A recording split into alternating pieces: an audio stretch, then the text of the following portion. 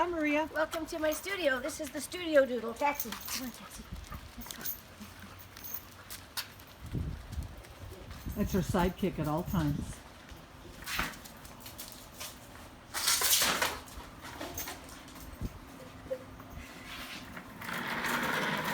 Welcome to my studio.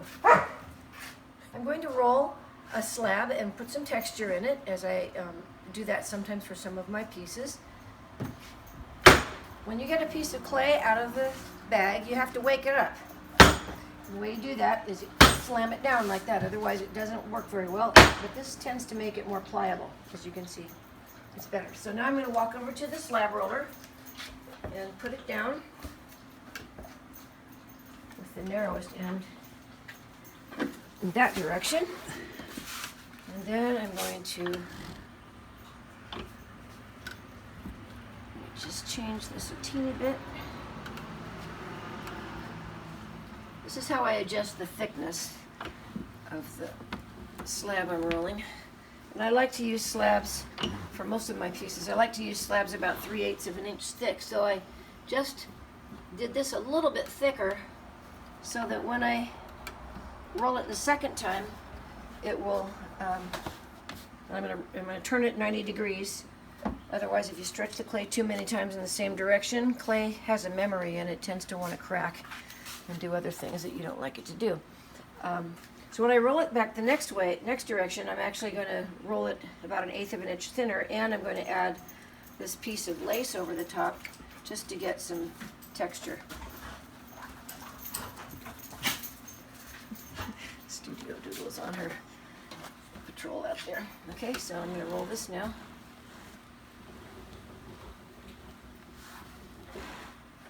And since you're on that side, take it out this way. Peel that off. And then this slab can be left to dry out a little bit till it stiffens up.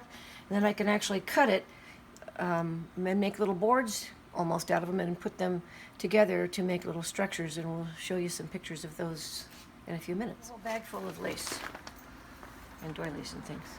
It won't have any talking over it, but that's all right. Lower that a little bit, honey. Lower, lower, lower. This son of a gun. Ah, this clay sticks more than it's a little stickier. the three-finger jack, because the three-finger jack has all that grog in it. It stops it from sticking. All right. So why are you banging on the table? So it fits in here. But I explained earlier another reason why you bang on the table, but that time it was because it for me it was getting there. Okay. That's your bottom.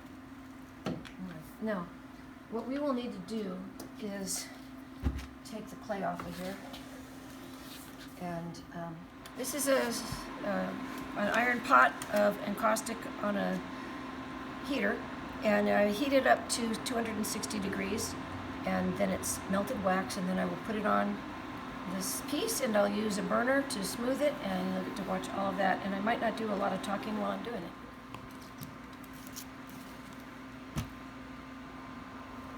I have a black thing in my eye. Every time I turn my face, I see this thing fly by, and I keep thinking, well, there's a bug here. It's not. Okay. All right, so.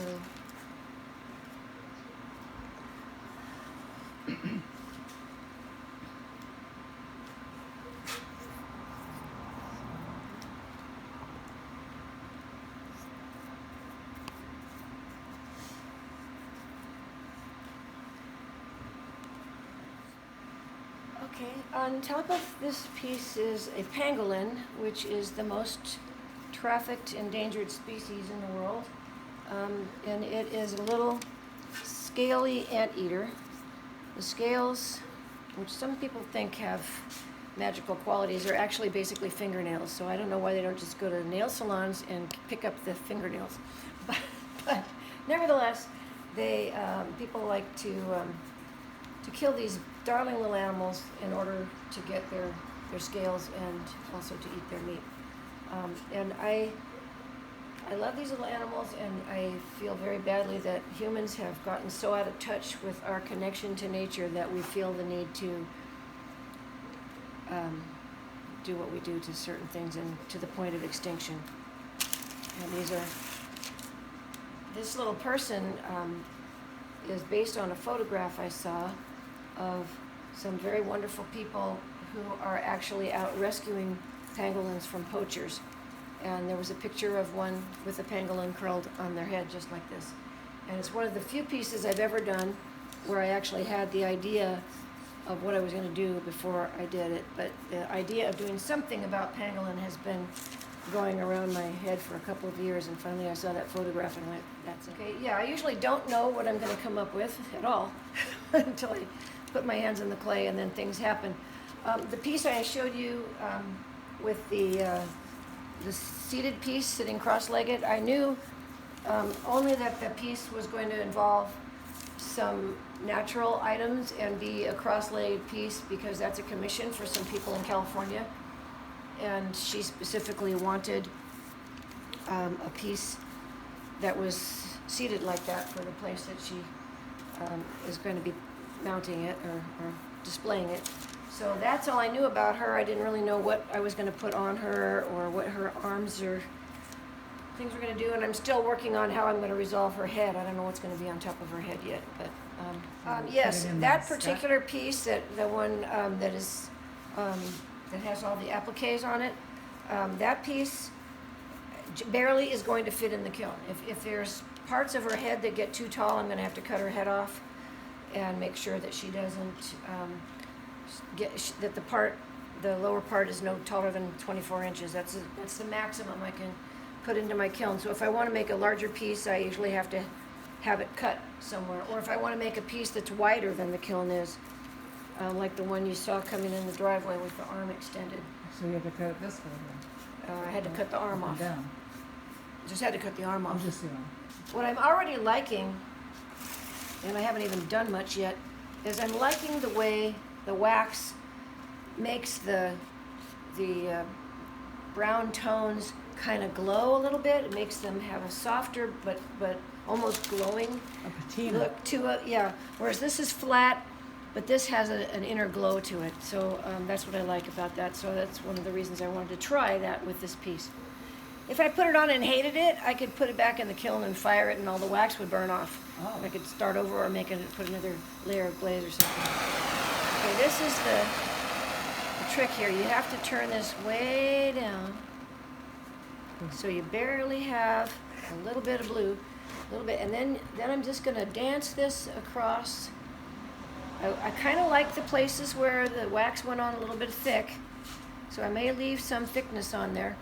But I'm also going to, I don't like the drips, so I'm going to go ahead and try to gently dance this flame across the piece. You know, accidents happen all the time that I end up liking when I don't think I'm going to do it that way. I like the contrasts between the different thicknesses of either just the sheen or sometimes where the wax puddles a little bit and gets a little bit of a different color.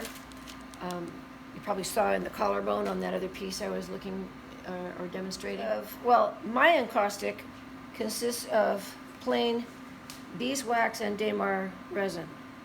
I just like to put it's not exactly clear, but the unpigmented wax I like to just put over whatever other clay treatment I did beneath it. In this case, I put these are oxides that I put onto this kiln or this piece that were fired on in the kiln, and I like to bring out that without adding more colors to it. I could add more colors to the encaustic and do different things. First time I wanted to use encaustic, I didn't know how to do it. It took me a year waiting for the sculpture. The sculpture was waiting until I found someone who could come over and play clay with me, and I showed her how to rust clay, and she showed me how to apply encaustic. But I also like to put encaustic on the surfaces of some of my pieces, whereas this one is just glazed.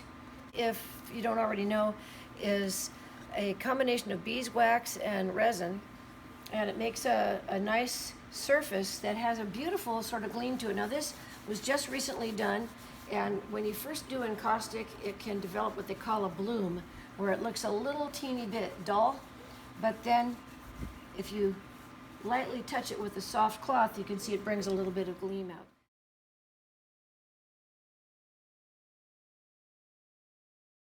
Had different kinds of lace rolled onto the clay, and then different little appliques added on top, and then finished differently. This one was glazed with a couple of different laces and appliques, and these are all rusted with different appliques over the lace.